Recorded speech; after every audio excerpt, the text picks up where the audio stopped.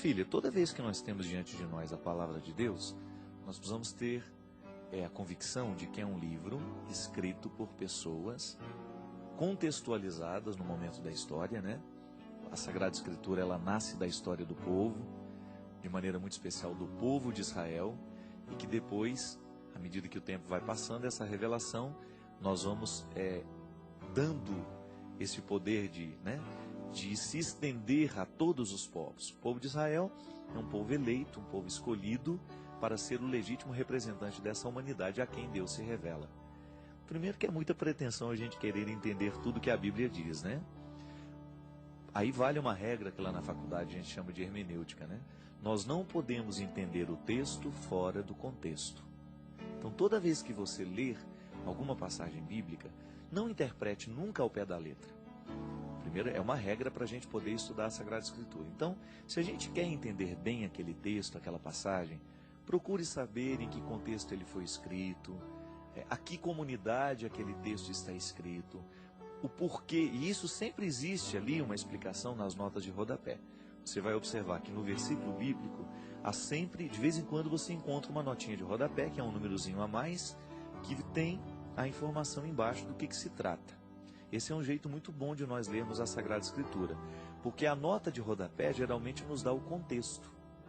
O texto está ali em cima, a nota de rodapé geralmente diz respeito ao contexto. É uma explicação a mais dos exegetas para nos ajudar, a entender melhor o significado do texto. Tá bem, essa é uma maneira de estudar, é uma maneira de você adentrar o território da Sagrada Escritura sem o risco daquela interpretação ao pé da letra, que pode ser muitas vezes uma interpretação burra, né? Me desculpe o termo, mas é muitas vezes isso. Se você vai interpretar ao pé da letra a Sagrada Escritura, você tem justificativa até para assassinar o seu irmão. Então, por isso que você não pode fazer a leitura do texto fora do contexto. Nós precisamos saber a quem está destinada aquela mensagem, né? Vamos tomar um exemplo, o Apocalipse. O Apocalipse ele é cheio de imagens, de figuras que falam do fim do mundo. E tudo está construído para dizer que muito em breve, a linguagem é muito urgente, muito em breve toda essa realidade humana vai ser desmoronada e finalmente o poder de Deus vai ser instaurado no meio dos homens. Veja bem que o Apocalipse é uma promessa, essa promessa apocalíptica, ela está diretamente ligada à promessa da instauração do reino que começa em Jesus. Como é que nós podemos analisar o Apocalipse?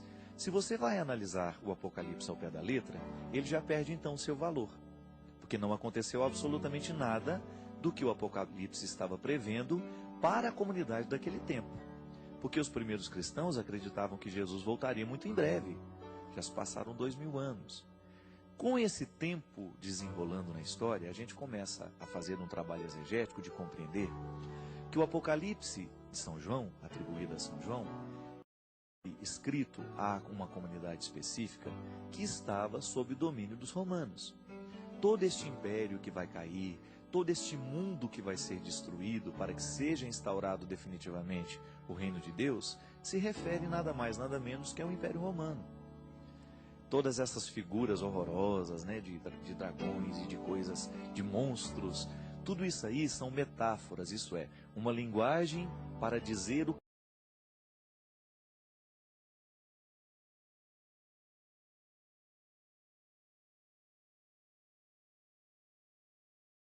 força do Evangelho fará destruir toda e qualquer forma de opressão. Qual é o contexto da opressão apocalíptica? É o contexto justamente do domínio do Império Romano sobre o povo. Então veja bem, só que agora nós podemos fazer uma leitura apocalíptica diferente. Nós não estamos mais sob o poder dos romanos. O Império Romano já caiu. Os cristãos já estão livres para serem cristãos. Não é verdade? Nós já não estamos mais sobre as opressões do imperador. Só que hoje nós também vivemos impérios diabólicos que o tempo todo estão querendo massacrar os princípios cristãos. Nós estamos o tempo todo vivendo a partir de filosofias ateias, como você vê, por exemplo, a tentativa de legalização do aborto em diversos lugares do mundo, de maneira especial no Brasil, a pena de morte, enfim, uma série que a gente não vai discutir o teor dessas questões, uma série de realidades que são contrárias aos princípios da vida que nós cristãos acreditamos. Então, quais são os impérios que precisam cair por terra hoje? O império da injustiça, da desigualdade social, não é verdade? O império da desonestidade, da mentira, dessa vergonheira que nós vemos em diversos lugares do mundo, quando os ricos oprimem os pobres, os governantes oprimem os seus governados. Veja bem que nós continuamos no mesmo contexto do Apocalipse, muito embora as nossas opressões não sejam as mesmas do escritor sagrado. Como é que você vai ler o Apocalipse, por exemplo, a ponto dele ajudar a sua vida, minha filha? Você vai começar a identificar quais são os impérios que precisam cair no seu coração. A força do seu coração é movida pelo cristianismo. Então você traz todos os princípios do Evangelho norteando a sua ação, a sua conduta. Isso é ser cristão. Não é ir ao culto, não é ir à missa, não é comungar todo domingo, porque isso não é garantia de salvação para ninguém. A garantia de salvação está naquilo que Jesus dizia. Vai chegar um momento em que não vai ser em Jerusalém, não vai ser neste monte, mas o verdadeiro adorador, isso é, o verdadeiro seguidor, adorará em espírito e em verdade. Isso é, onde eu estiver. Onde eu estiver, ali todo o reino de Deus estará legitimamente representado na minha pessoa, na minha humanidade. Então, se eu sou cristão, eu tenho que ser naturalmente uma pessoa de bem.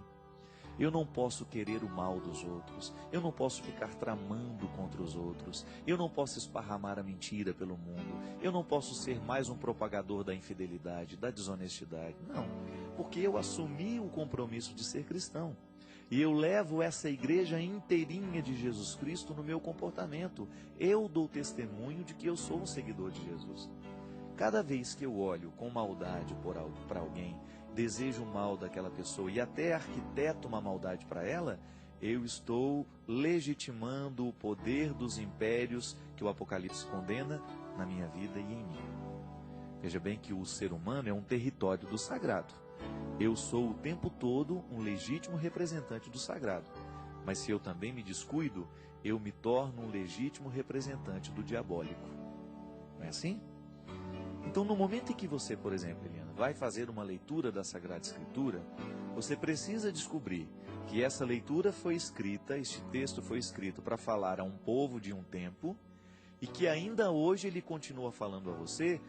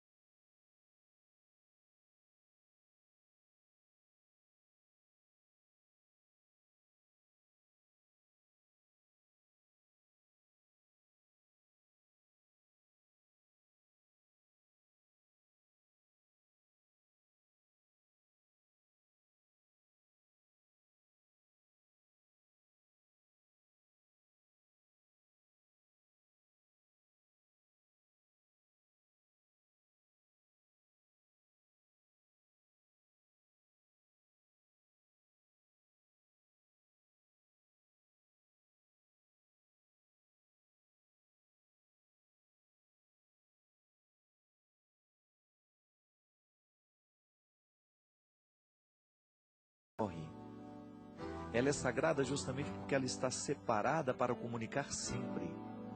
Mesmo que mude o nosso contexto, mesmo que a interpretação deste texto seja diferente, ela continua nos movendo.